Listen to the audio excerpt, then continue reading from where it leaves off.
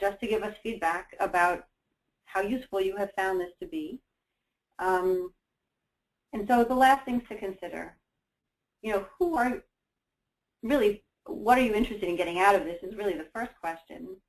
Who will be your chief allies in this process?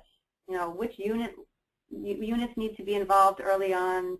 Which administrators should you let know that you're going to be thinking about this?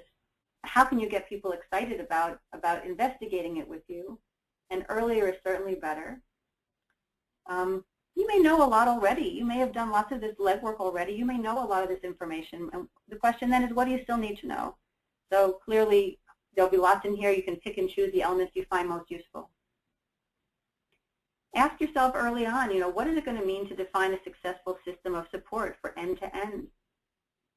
What's going to prove that you did it, right? Is it going to be financial savings that you were able to identify? Is it going to be that there's more demand because more people know where to go and they feel like it's a better system?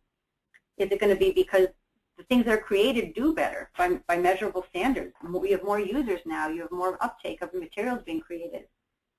Or even just awareness. Now everyone knows where to go. Maybe it's just a happier system with no complaints and less frustration all around. So think about what's going to tell you that you've got it right once you make these changes.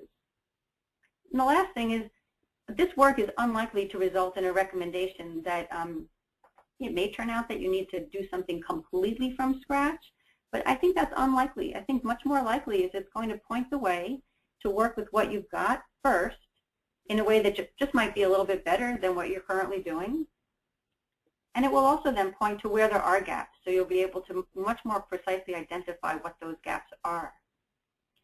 So are there any last questions, Dermot? We do have 2 questions.